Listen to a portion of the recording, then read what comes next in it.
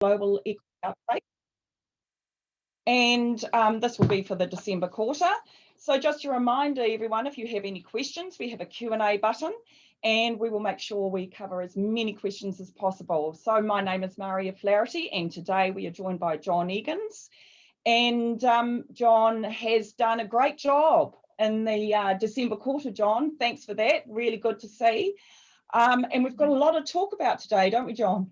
Yeah, well, I was thinking about it. So much has happened since we last spoke. There's been an election. There's been a Georgia runoff. We've had the announcement of the successful vaccines. So yeah, looking forward to it. Yep, the Monday vaccine news apparently was a good thing. So we're going to talk about also, as I say, lots to cover. We've got GameStop, we've got some Tesla bubbles, we've got the allocations you did to the regional managers late last year that worked out really well. And I guess, but the main thing is, John, we need to be able to see that we can continue the good news. So please go on reassuring us that everything is on the right track and we're going to have a bumper 2021 year. So I'll hand it over to you. And thanks so much for joining us, everyone. Yeah, well, thank you, Maria, and thanks again for everyone for the time. I might sort of ask you to jump forward one slide. I think we like to start each of these with sort of just a reminder of what the fund looks like. And there's been no changes to the lineup in the last couple of months since we last spoke. You can see the global managers like Sanders, Fiera, Wellington, and Numeric continue to play a critical role in the portfolio. But as you were saying, Maria, the regional managers there in yellow, especially J.O. Hambro, RWC, and to some extent Oaktree, posted some outstanding outcomes over the quarter. And clearly it had been a very challenging year for stock selection, a very challenging year for performance up until around about August or so of last year. And then in the fourth quarter, things really picked up and we posted a really solid period of performance. But while we're on this slide, I wanted to highlight sort of two main things. The first is this fund is designed to make the most of our managers from all over the globe, not just global managers, but regional specialists as well. And their stock picking is designed to be the primary driver of excess returns. And I think the fourth quarter was finally sort of a return to the type of environment that rewards that type of stock picking. So that was nice to see. And we have a sort of a high degree of conviction, as you asked, that as we head into 2021, we've started with a good January and good February so far as well. So it does certainly look like there's a real upswing in that performance trend. So that was the first thing. But the second is we certainly understand there's still quite a bit of work to do. The rolling 1 year number is getting very close towards neutral versus the benchmark, but we absolutely understand that we still have quite a bit of work to do. So with that, actually, let's look at the raw performance numbers for the quarter. And you can see there for the final quarter, positive 225 basis points. Bringing the year to be down 182. So again, a disappointing year in total, but a really strong finish to the year, which has, as I said, continued into the first couple of months of this period as well. The primary message as we look at that number there really is the markets were extremely strong in general. It was the equity market globally was up 5.29%. Staggering to see for the whole year, given what happened at the start of the year with the beginning of the pandemic and the lockdowns. For investors who kept their mettle and stuck with their strategic asset allocation and their plan, it was a positive year of equity market returns. But again, for the bulk of the year, especially quarters 1, 2, and 3. It was a period dominated by a very concentrated set of stocks at the top of the cap spectrum. Think of the FANG stocks in the US, think of Baidu, Alibaba, and the tech stocks there in China affecting emerging markets. And really the rest of the stock market struggling to keep up with those areas. So for a fund like this, focused on manager selection and stock selection from our underlying managers, especially those regional specialists that dive further down the cap spectrum, a challenging start to the year and a really strong period at the end. in terms of what happened in the fourth quarter, I mean, it was only half a joke there, Maria. But since the last time we spoke, it feels like so much has changed. Since the last time we spoke, we now know who the US president is after some early jitters, clearly at the beginning of this year, but we know for sure the election took place in the fourth quarter, and the outcome is now much more certain. We also began, as you noted, having a series of positive vaccine news. And I think as we look back on the last year or so, the scientific breakthrough that is the rollout of these vaccines is going to be one of the most memorable components of 2020. And we saw what you were describing as what seemed to be vaccine Mondays. We had 3 or 4 of them in a row, starting in early November. And every time that happened, there was a small amount of incremental enthusiasm and confidence that life would go back to normal, that markets and economies would reopen. And the rotation of the winners from earlier in the year, think of the classic stay-at-home trade ideas, like the social media companies, like Amazon and so on, rotated really aggressively into anything that does better when the economies finally reopen. And for a lot of our contrarian or smaller cap strategies, those vaccine Monday days, or anything that led to increased conviction that the world was coming back to normal, was really very positive. We also had, through the course of the quarter, the result, or soon after the quarter, I suppose, the lead up in the quarter, and then right after, at the beginning of January, the results from the Georgia runoff that decided the balance of power in the US Senate. That has big implications we'll talk about later for the size and the likelihood of additional stimulus. Again, a boost for the type of positioning that we've got in the portfolio here as well. But if we jump forward, I wanted to just look visually at how staggering the reversal in the fourth quarter was from the environment we'd seen in the first 3 quarters. And this really tells the story of the entire year in total, as well as just how different the fourth quarter was as investors started to become a little bit more optimistic about the future being different than it had been during the much more lockdown period earlier in the year. So if you just look at these exhibits here, I kind of like this way of drawing it out. Our strategist team put this slide together. It shows on the right-hand side the returns in the fourth quarter for each of the major equity markets, US large cap, US small cap, international developed and emerging markets, and the spread between value and growth stocks within those markets. You can see that it was a positive month or a positive quarter for value over growth, pretty materially so in the US, but really pretty consistently as well across the other asset categories. In non-US markets, at that 19.3 compared to 12.6, it's clearly a big boost for value. It followed through in emerging markets as well. But in addition, if you sort of average each of those bars, the orange and the blue, you basically get the return of the market as well in the fourth quarter. If you can compare and contrast that to the left-hand side, this is what had happened up until September 30 for the year so far. And there you see a dramatic spread between growth outperforming and value underperforming, 24% versus minus 11. So that's a huge distinction and a huge difference in performance between those two categories of stocks in the equity market. Not just that, if you were to average those 2 bars, you can see that US large cap did great for the bulk of the year, but small cap struggled, international developed markets struggled, and emerging markets were close to flat.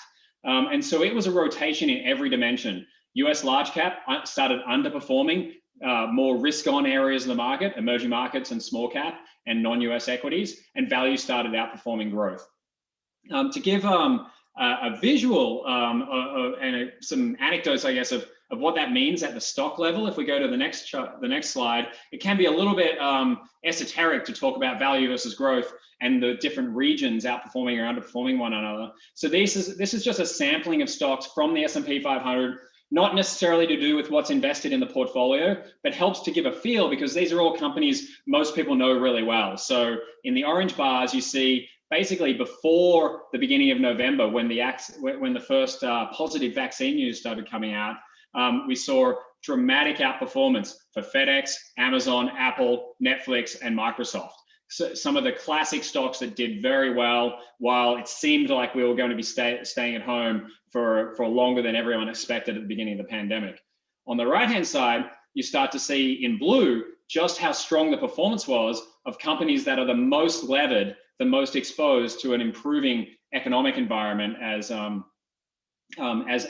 economies start to open up again. I still can't believe people are going to go on a cruise anytime soon, Maria. But the stock market started to get excited about that in the fourth quarter. Carnival Cruises gaining 56%, Boeing, ExxonMobil in the energy sector, Citigroup, it was actually a pretty good period for banks actually, and MGM Resorts, hotel type stocks. And so if you just compare and contrast the blue to the orange, this is just another way of sort of observing just how much changed in the fourth quarter. And just how swiftly it changed as well. And before we sort of dive into the fund itself, I think there's kind of a really important message here in terms of how we think about managing global equity portfolios. The first is that even though it had been a challenging period earlier in the year, the fund never underperformed to a degree that we didn't feel confident that we could start to make it back.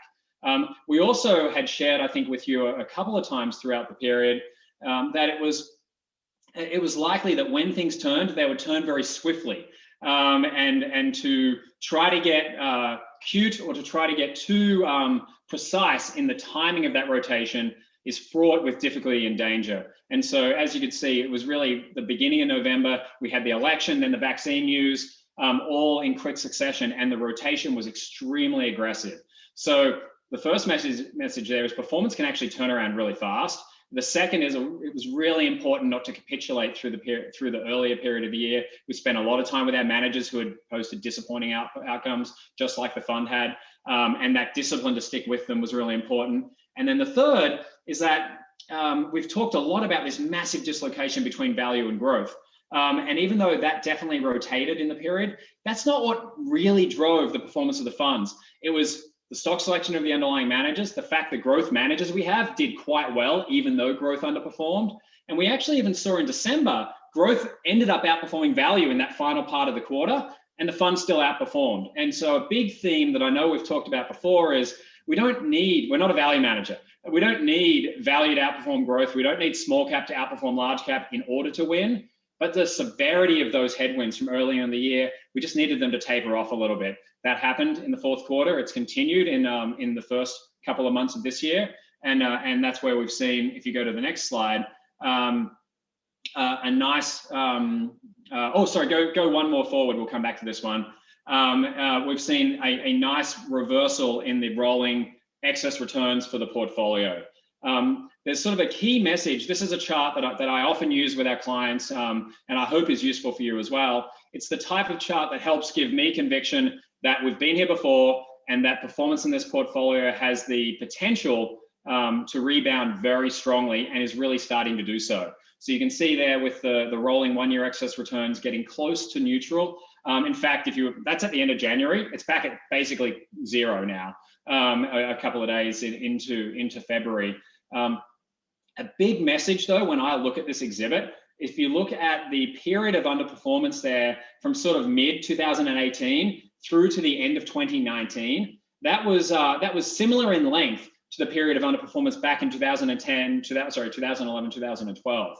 And in many ways, the way I think about the performance cycle for this fund is that it's been very frustrating the last couple of years, but we saw a nice rebound there in 2019. And what I think of as the beginning of a strong performance cycle that, like the economy, like our lives, was interrupted by COVID basically. And now as the world is starting to return to normal, we're really starting to see this rotation pick up and the performance of the portfolio build some steam and some strong momentum.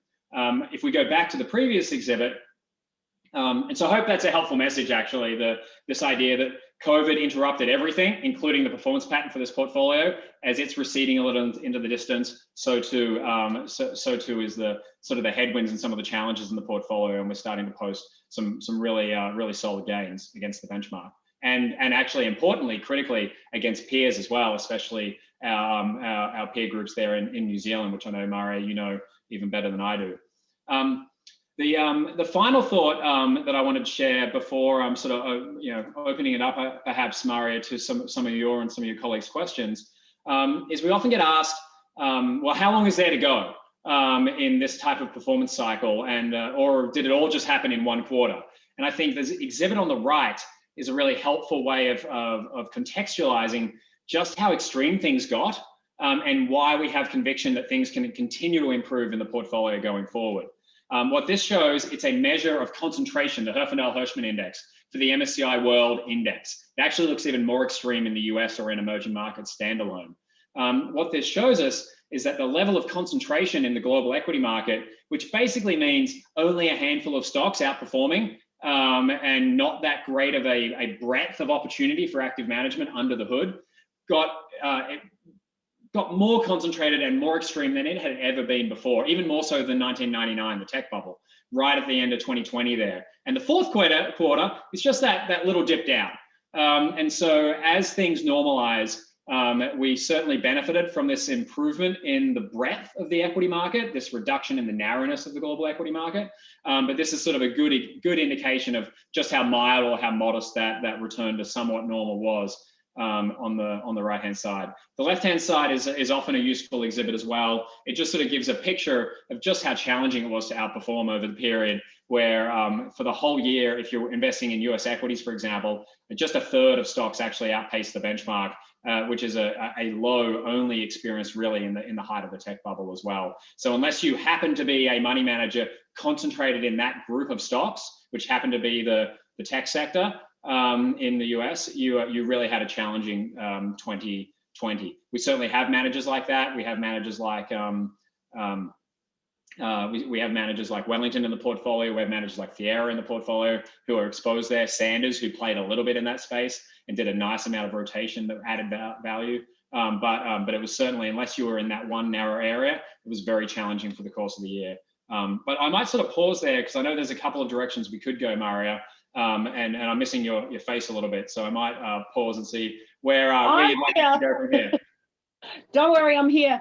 So look, John, I think what might be good is that one of the slides you've shared with us in the recent QFR was some insights from the managers, and there are some really good key things that they were saying. So I might shoot on to go to those slides maybe and just have a look at what they were saying.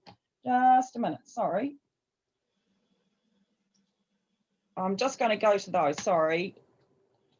I'm a learner driver, like my daughter. There we go.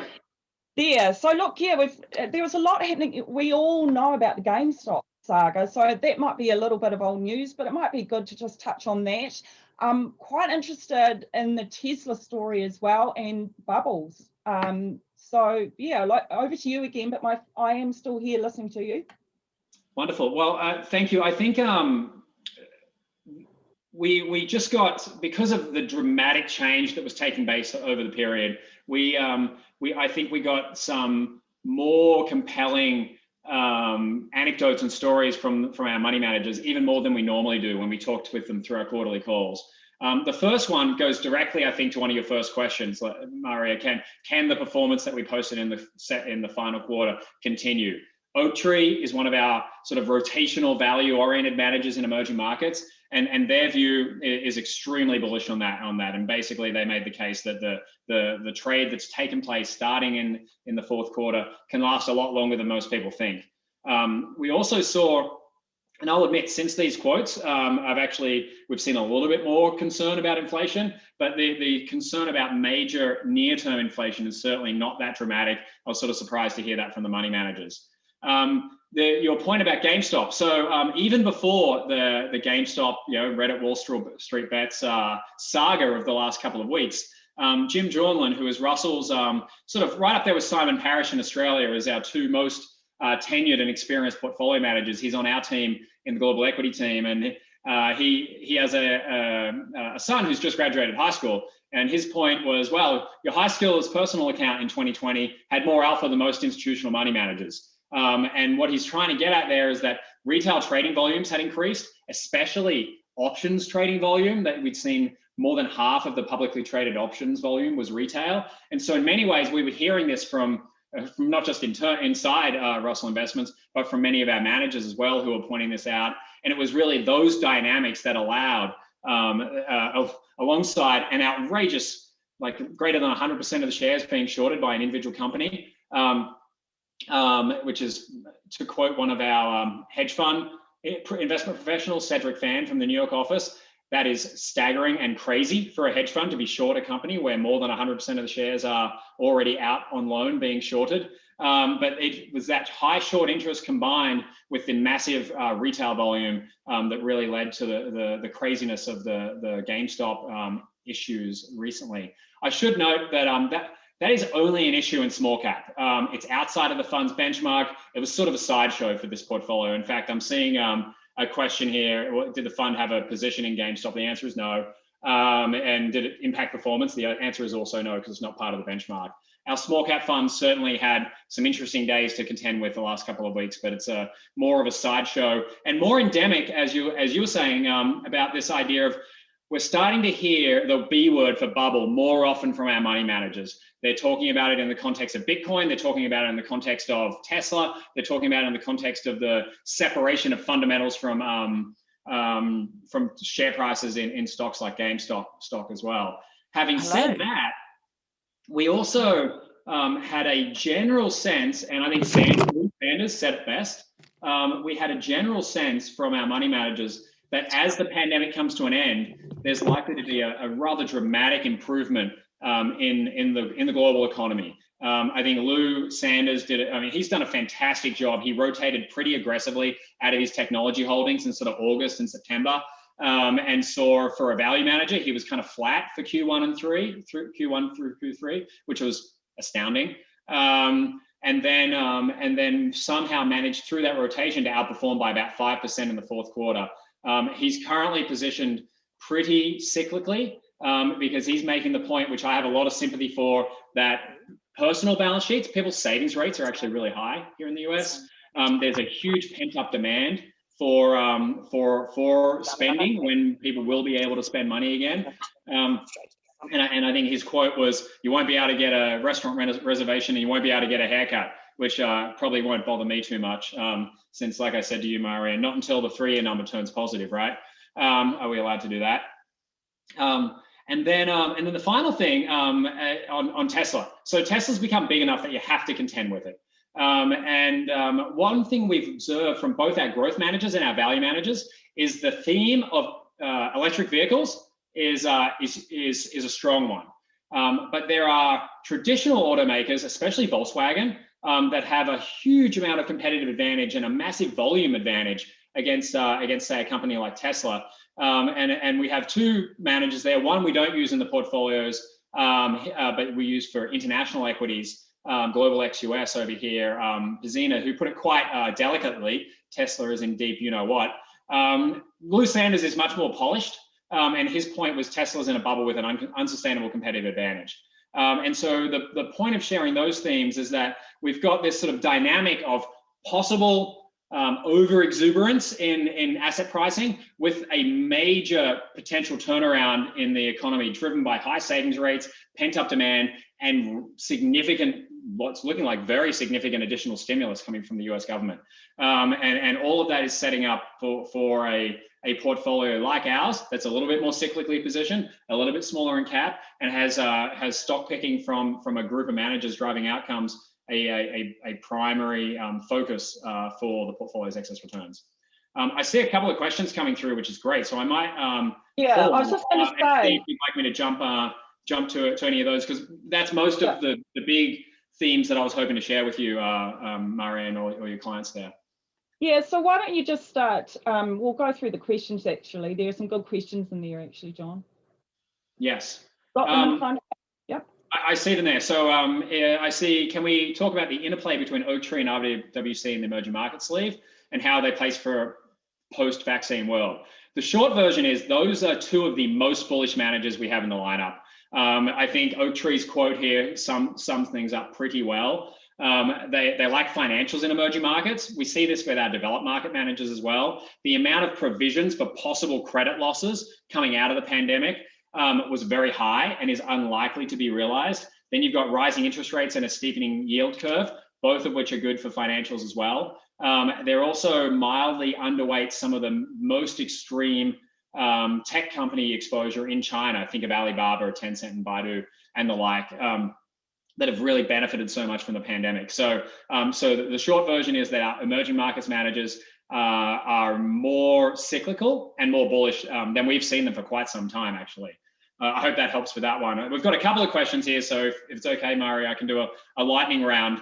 Absolutely, you go for it. The second is, what is the growth value split in the fund at the moment?